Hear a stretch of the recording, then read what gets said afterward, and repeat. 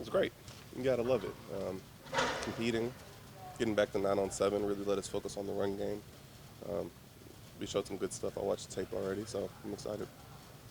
Eric, when you think about what I guess you would want people to think about you, what would some of the things you would want people to say about the way you play and the way you carry yourself as a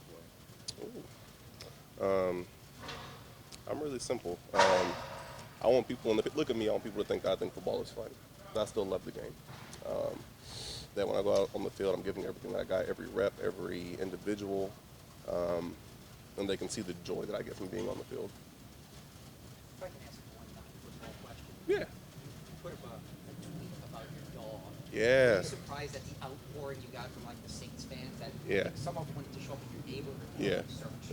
it was all love. So all I can say is, we have the best fans in the country, in the NFL. I said in the country, in the NFL, and I appreciate all the love and all the help that I received that night.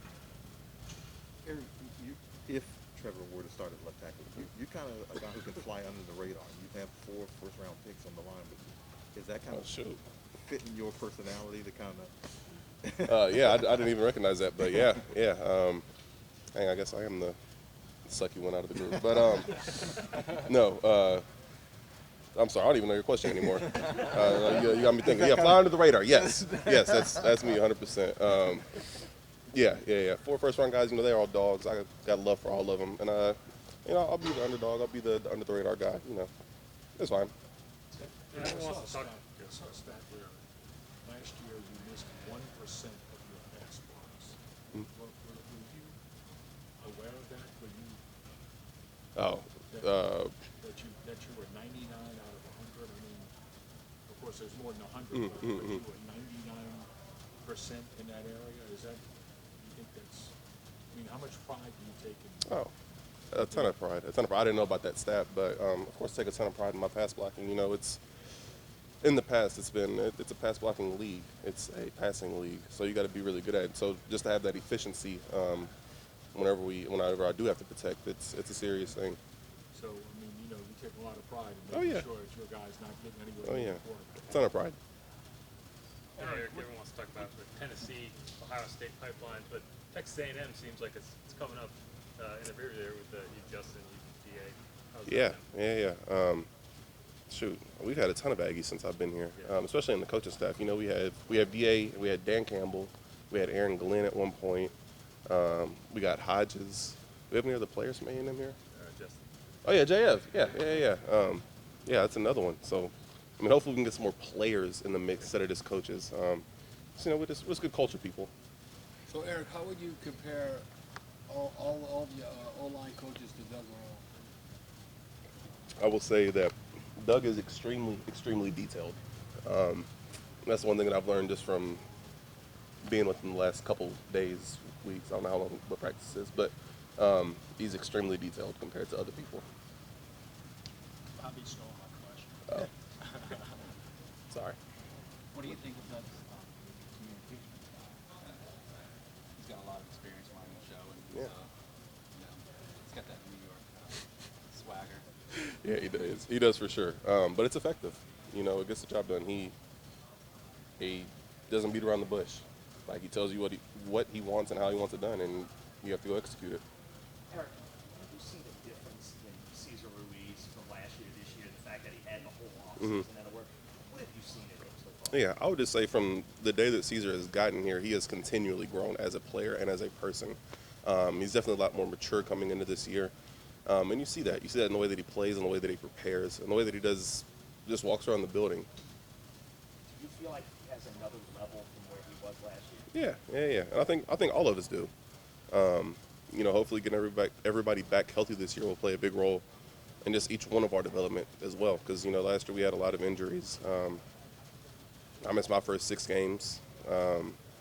Ram missed some. Teron missed some. So I think just getting everybody back will help that development as well, even though Teron's not here anymore. We're kind of bridging off that. Obviously, Matt Ray is new in the building. Has there been any kind of differences in how you've been preparing this year that you've noticed? Yeah, I would say a lot more volume than what we've done in the past. And when I say volume, I mean more reps. And there's a lot more, what's the word I'm looking for? Tracking of our data and how we're moving throughout the the different lifts that we do, like the speed of the bar and things like that. Eric, last year you guys had the most games missed by an offensive line in the NFL. Were you aware of that? And how hard is that from a continuity standpoint when the guys that you were counting on for much of the year are not there? Yeah, I mean, it's hard.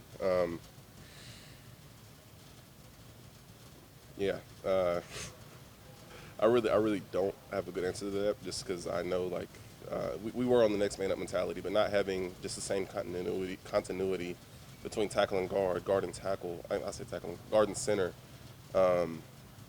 It's hard. It's hard. You know, everybody does things differently. Everybody communicates differently. We just had to adjust on the fly. So I'm really, I say this a lot, but I'm looking forward to this year and having everybody healthy, hopefully. Eric, you see Teron not being around. Big T Stead. That's my guy.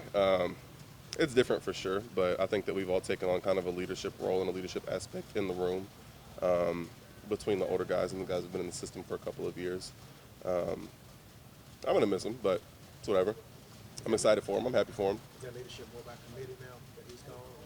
Yeah. I would say it's by committee for sure. I mean, you have, 4 guys in the room that have been in the system for 3-4 years. And we're just all kind of taking more responsibility, leading up the young guys, stuff like that. Do you think that sometimes not having the same guys there, do you think that hurt the running game last year not to have that?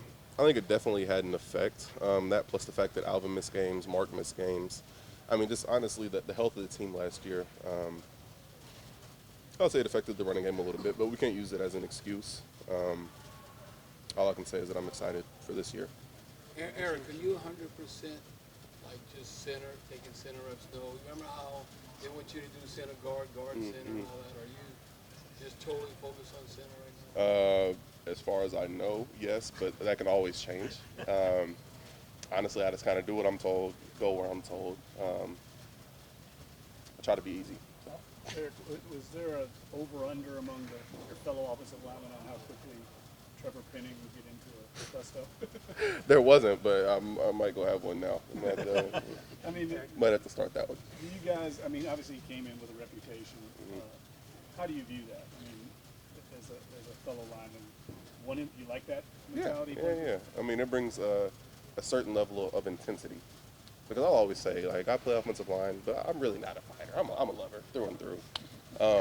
So it's nice having someone that comes in, they have, like, that dog mentality, aggressive mentality. I got a dog mentality, too. I'm not saying that. But it's just angry as soon as they step on the field. I have to make myself angry.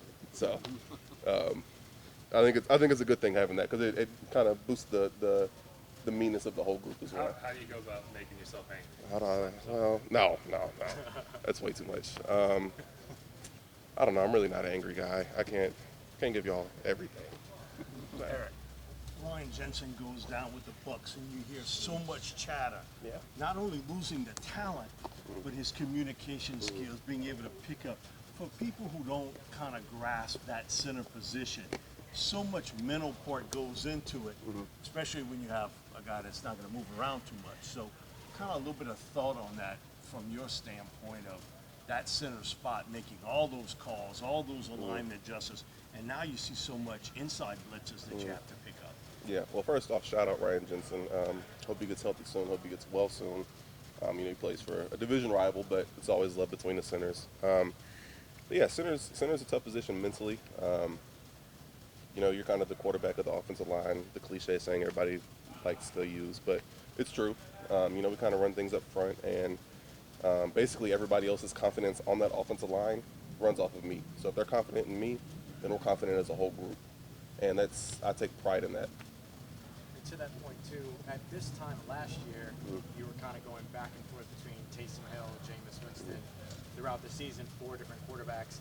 Is it a little bit of a relief at this point to know it's Jameis's team and you get to develop that communication with him, knowing that that's what you're going into for the season? Yeah, that communication and just chemistry. Like, Jameis is my guy. So I think it's a good thing that we kind of have it like nailed down, like he's going to be the guy for the entire camp, entire year, and we can get like in a rhythm together. Like we can know what the other person is thinking before it's actually done. I think that's something that can only be beneficial to us as a unit. So does Trevor have the chance to be the C.J. Gardner-Johnson of the offensive line? Trevor's not a talker, so I mean I'm not gonna say yes, but it's the physical nature of how he plays can lead to such and such and such. Right. So if there was a screen on his side of the field and C.J. Gardner-Johnson was coming, then what do you think's going to happen? Oh, I mean Trevor is 6'7", 350. He's a physical freak. No, talk to Chauncey, whatever. But it's gonna be a train wreck. That's a big boy. Listen, I wouldn't want to be in the way. How valuable is it now also having Andy Dalton on the team as a quarterback that's got 160 plus career starts in the NFL? Does that benefit you guys in terms of other conversation as well? Yeah. I think anytime that you can have an older quarterback in the room that has that much starting experience, it can only be helpful. It's because he can teach Jameis things.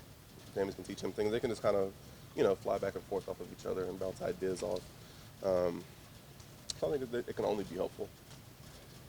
So it's like a discussion among peers, even though one's technically taking more snaps than the other. It seems Of course. Yeah. I would say even between me and Nick and Josh Andrews and Cesar, we have like an ongoing dialogue among the centers of like, yo, if you're in this position, what are you doing? So, because I mean, Nick Martin, he's another guy that's been in the NFL for 6-7 years and has a number of starts. So I feel like I can learn from him as well. What are your thoughts about the Gardner camp? I love him. I wore them in college too. My last year of college. So I know they might look funny, like mushroom tops, but I'm a fan personally. Anything that can reduce the number of hits to the head I have to take, I'm a fan of. They cover the vents though. They do. That's like the sole complaint that I have, but I'm not a complainer either. So it is what it is. And it might not matter in Green Bay. Well, yeah. You think it. Yeah. I can't complain about it. I'm a fan. Cool. Good. Appreciate it.